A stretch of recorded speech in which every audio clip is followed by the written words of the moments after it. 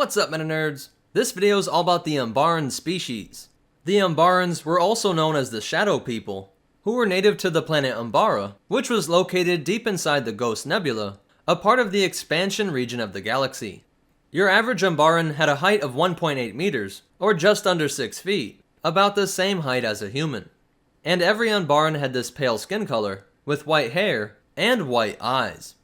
This, combined with their thin bodies and gaunt faces, were all believed to be a result of the fact that Umbara didn't have its own sun, but instead had this perpetual twilight, which was created by the stars in its nebula.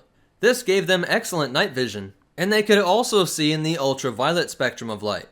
They also seemed to have an abnormally high propensity towards force abilities, specifically the dark side, as many were able to read other people's minds, and could even influence them by manipulating their subconscious. But there are also cases of even stronger Umbarans just completely taking over another person's will. The best example of this would be Fernandez, an Umbaran who would rule as the Dark Lord of the Sith under his new name Darth Ruin. But there was a lighter side to the Umbarans as well, as a couple interactions with humans show that they had a pretty good, if relatively darker sense of humor. The Umbaran society was structured through a highly refined caste system, which was said to contain over 100 levels. To put that in perspective, India on Earth only had 5 different levels to their caste system, and although the Geonosians also had a caste system, even including all their different subcategories, there were still only 7 different levels. How these 100 different caste levels were organized is a bit unclear, but we do know that the upper 10 levels were the only people allowed to leave Umbara, and that the highest caste level was known as the Rutai, and they made up the council that ruled Umbara, and were the equivalent to Umbaran royalty. It is the Rutai who controlled the Umbaran militia, and who would send representatives to the Galactic Senate. Lower-ranking caste members would make up the fighting force of the militia, and interestingly, their culture supported the idea that individuals should try and do whatever they have to in order to move up the ranks of the different castes. If an Umbaran were to engage in blackmail, or even murder, in order to move up to a higher level, this was perfectly acceptable, unless you got caught. If you were caught, your entire family would be moved down at least 1 level, and you would either be imprisoned or executed, depending on the rank of the individual you were targeting. But this punishment wasn't because the Umbaran society thought your actions were wrong, but thought that you being caught was proof that you were not worthy enough to move up. In fact, this failure shows that you really should have been ranked even lower. Despite the Umbarans being from an obscure part of the galaxy, they always seemed to be at the center of galactic politics.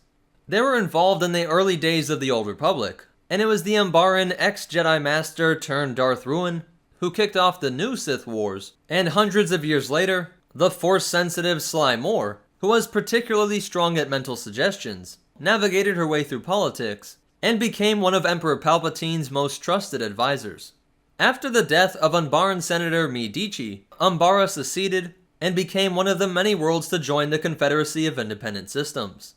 After the Jedi Purge and the end of the Clone Wars, Umbarans were worked into the ranks of the Imperial Security Bureau, also known as the ISB, because their sensitivity to the Force and mild abilities to read people's minds allowed them to operate as thought police, making them excellent for rooting out any rogue Jedi and the people that were supporting them.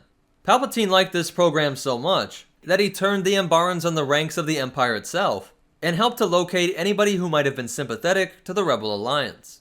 This made the Umbaran species hated by both rebels and Imperials, and so when the Emperor died, Umbarans were constantly worried about being killed by members of the New Republic and the Imperial Remnant. So that's it for the Umbarans. And some really cool behind the scenes facts is that the language that they speak is called Umbarese, and we even know what their alphabet looks like. And ever since they saw the Umbaran militia in the Clone Wars TV show, people have wondered why it is that they need to wear helmets on their own planet. How could it be that an atmosphere was toxic to its native species?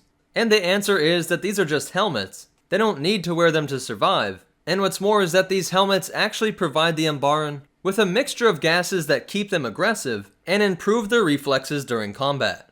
Umbarans breathe the same type of air as humans, as we saw the clone troopers could walk around without their helmets, and Umbarans don't need helmets to walk around on Coruscant. So that's it for the Umbaran species.